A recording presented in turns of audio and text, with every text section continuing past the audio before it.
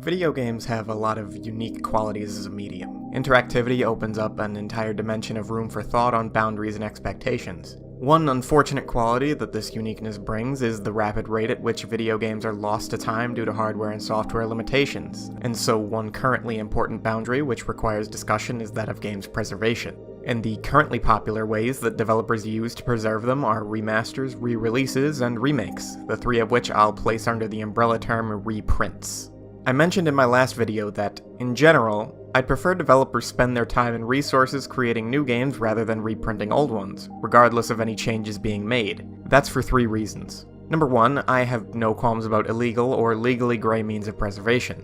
Emulate games, pirate games, do whatever you have to do. There are many games I would have never played had I cared that emulation is technically illegal, and that's all that matters to me. Number two, I believe the creation of new works will almost always trump reprints in terms of artistic value. The difference in artistic value between, say, Persona 4 Vanilla and Persona 4 Golden is subjective and debatable, but Golden undoubtedly brings less new art into the world. Number three, I find the artistic line between a justifiable reprint and a gratuitous one to be vague and ill-defined. In this video, I'm going to make the case against reprints outside of certain instances. Let's start the discussion with the first and simplest of our three variables, remasters. Remasters, HD ports, regular old-fashioned ports, these are the most justifiable way to reprint a game.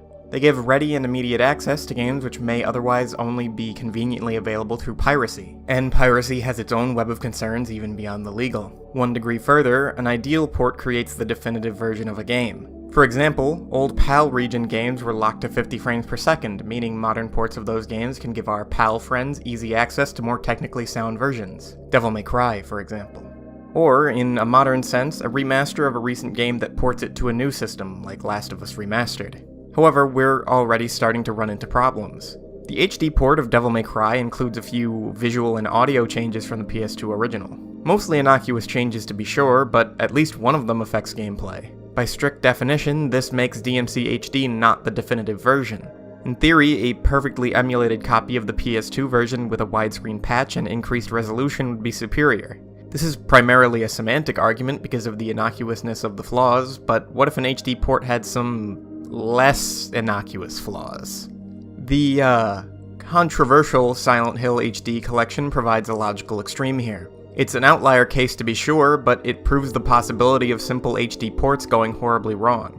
Beyond the technical problems like bugs and performance, the question is, do the artistic changes made inherently make this a worse version of the game? Assuming the port were flawlessly executed on a performance level, would the non-performance changes made be acceptable? Not just the major things like voice acting, but also minor things like changes made to textures and sound effects.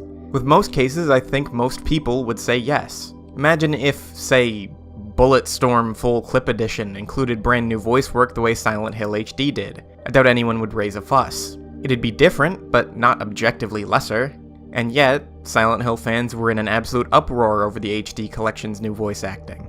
And I agree with that uproar. I find the change in voice acting far more offensive than the shoddy porting job. And as with all things, the artistic line between Silent Hill and Bulletstorm is one that can only be subjectively defined.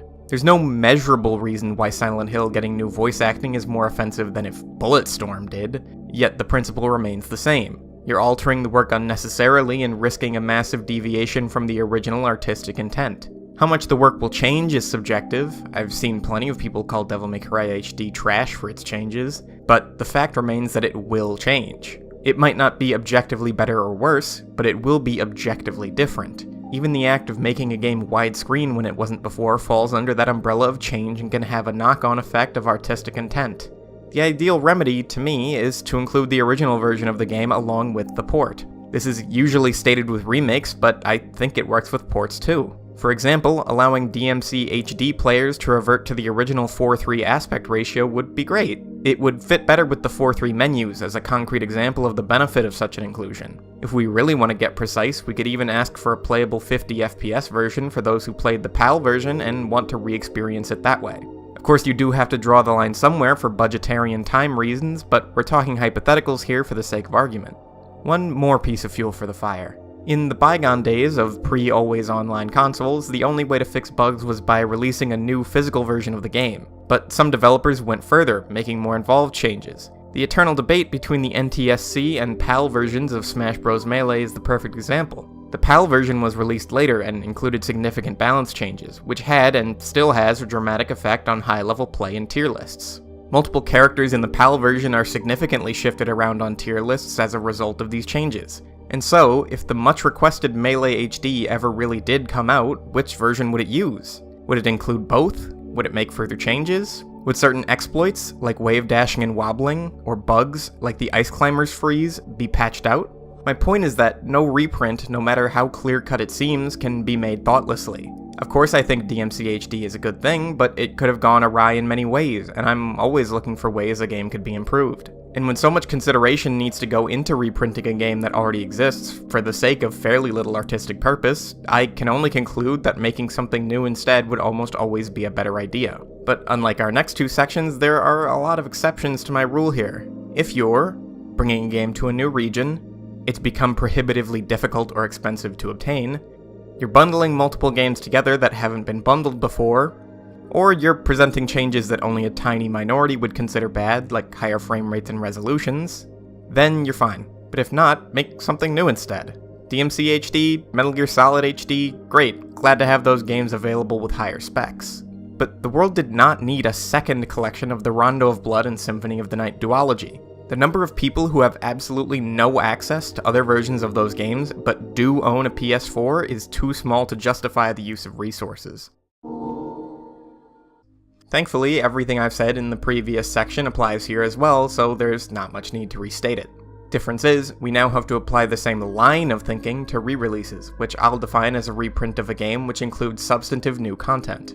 On one end, you have the simplest kind, which is a Game of the Year edition. These have the least artistic concerns, as the new content already exists as DLC. It's just a convenient way of bundling it at an altogether lower price. On the opposite end of the spectrum is something like Persona 4 Golden, which has significant new content on top of significant alterations to the original content. In between the two, you have games like Devil May Cry 4 Special Edition, which does introduce substantive new content, like new playable characters and modes, but leaves the vanilla content almost entirely intact, such that all the new pieces of content can be considered optional bonuses rather than must-play core features. Let's start with Golden and work our way backwards. As mentioned in my last video, Golden changes so much of Persona 4 that the two are effectively separate entities. Some prefer vanilla, while others prefer Golden, and there's no concrete case in either direction. You either like Adachi's new social link in Golden, or you don't.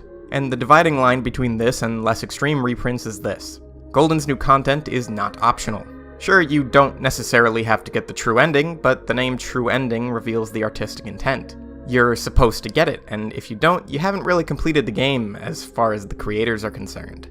Devil May Cry 4 Special Edition, for comparison, does not lock substantive additional content behind the completion of all of its gameplay modes. Finishing the game as Virgil doesn't unlock a new secret boss, only minor things like costumes and achievements.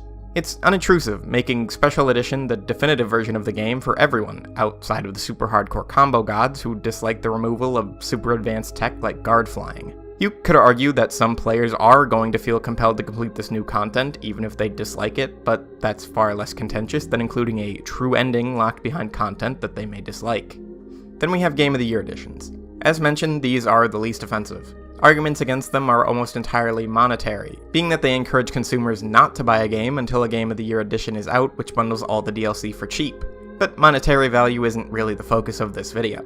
And again, you could argue that players may feel compelled to complete DLC content they dislike, but that's even less of a debate here, because Game of the Year editions are almost universally not ports, meaning the original version is always available and anyone buying the Game of the Year edition wants the DLC. So I'll leave this one out of the discussion from here, leaving us with the Goldens and Special Editions of the world. My question is this: why on an artistic level do Golden and Special Edition exist? I understand why they exist monetarily. The Vita needed a hit exclusive and Persona 4 was a hit, but a standard port wouldn't drive enough sales, so new content was added. Special Edition was made because Capcom wanted to gauge interest in a potential DMC5 without investing money in a brand new game. But what new artistic value do these two games bring into the world? They were cheaper than brand new AAA console installments of their respective series, but what if their budgets had gone to smaller games instead? Everyone's favorite punching bag of late, Bethesda, actually funds and publishes a lot of well-liked mid-budget games, like Dishonored and Prey 2017, both made by Arcane Studios. They also published Doom 2016 and are going to publish the sequel, Doom Eternal. Say what you will about these games in terms of quality, but they represent a healthy investment in smaller, more experimental games. The money Bethesda throws at them is relatively modest, meaning big financial successes like Doom are a huge net gain, whereas financial disappointments like Prey 2017 are a drop in the bucket. Consider the fact that, despite Prey 2017 doing poorly in sales, Bethesda was still willing and able to fund the game's well-liked Mooncrash expansion. The potential benefit of putting money into smaller games, rather than expansions and new editions of older and bigger games, is extremely high relative to its risk. Yet Bethesda is the only notable big publisher doing so right now. Even the absolute dead horse that is Fallout 76 is something I can respect as a weird venture into a type of game Bethesda doesn't make. And it's funny that I use Bethesda as a positive example, considering Skyrim has been released so many times that even jokes at its expense are getting old, but that just goes to show how much of a contemporary infection reprints really are. Even a company that otherwise makes a lot of respectable decisions can't ignore the legions of fans who can and will justify any needless reprint. Much the same, Atlas, a company willing to make a story-based puzzle game about infidelity where your choice in women is meant to reflect whether you value chaos or order, can't ignore the legion of Persona fans who can and will justify spending $60 to play Persona 5 Royal. Because while Royal's budget could undoubtedly be better spent on a smaller game with far more artistic value, and even a potentially higher profit, Atlas can't ignore the legion of fans who will buy Royal. On top of that, where do we draw the line between a justifiable level of new content and an unjustifiable one? Picture this. 3 years after Persona 5 Royal is released, Atlas announces Persona 5 Royal Special Edition. This version of the game includes the same amount of new content as Royal did, if not more. It's $60, same as Royal on launch. Would you buy it? Repeat the hypothetical again, call it Persona 5 Royal Ultra Special Edition another 3 years later for another $60. At what point is it too much? Because if you buy into the idea that Royal is worth $60, there is no line. You can only make an artistic argument. And once we bring artistic merit into the picture, Royal itself becomes unjustified. Its budget and staff could be going to something purely new, rather than a remix of old content.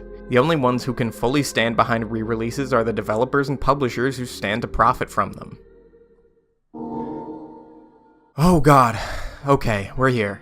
The part of the video where I get to cheat. Because unlike the previous two sections, remakes are a topic that I feel have been covered by a lot of people, and a lot of what I have to say has already been said. So I'm assigning you guys some homework. I'll leave several links down below to videos you can watch if you want my thoughts on remakes as a whole in more detail than I'm going to provide. Man, videos are way easier to make when other people have already made them for me. Thanks, King K. This time around, for the sake of a different type of argument than the ones in those videos, I want to focus my arguments on one specific game that's come up in a few of them. The remake of the original Resident Evil. Forgive me if I get a little heated here. This game flies in the face of everything I've goddamn said in this video. This game is so good. It's one of my favorite games, it's the game that made me love horror games. I would fuck this game if I could. My formal tone is gone, I cannot be formal about this game. And yet it's a remake, a type of game that I've declared never worthwhile in comparison to a wholly new game. How do I explain that? Well, it's because there's no reason to believe that the Resident Evil remake couldn't have been better if it weren't a remake at all. Yes, the remake carries on the creative energy of the original and uses its ideas, layout, enemy design, and so on to craft a new experience which holds the same spirit. But I've said it before and I'll say it again. I'm always looking for ways to improve a game. Creative energy is not a physical thing, it doesn't operate by logical rules. It's not as if getting further away from the source material would have drained Shinji Mikami's creativity, not inherently at least. Artists push themselves, it's what they do. I don't spite the existence of the Resident Evil remake, or most remakes, even the lackluster ones. What's happened has happened. It's the future that I care about.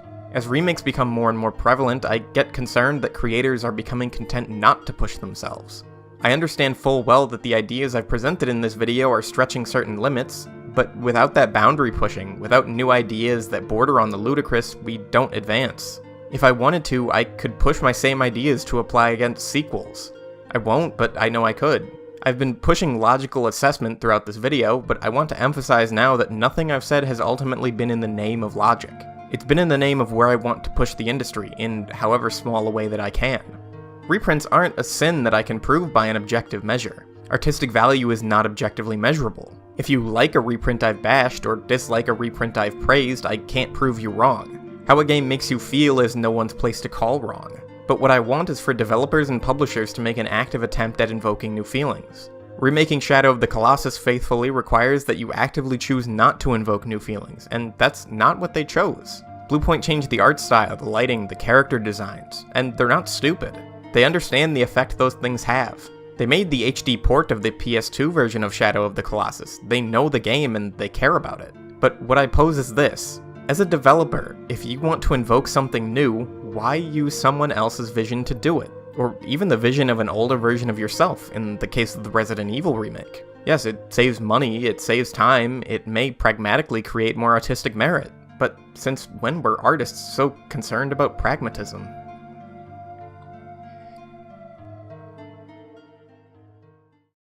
Oh god. Oh, I don't know how to end videos. That's why they always end so weird. Thanks for watching, my dudes. Thanks for sticking around. This time I actually mean it when I say I'm gonna make more videos. I'm not lying again. Hey, I'm doing it. Plans for the next video are tentative. I have to play through a certain game or two again, get some fresh ideas, make sure I know what I'm talking about. And believe me, you're probably not gonna like what I have to say, but I've never really been that concerned with whether or not people like what I have to say. So, you know, stick around. Keep watching my videos, please. Please watch my videos. Thanks.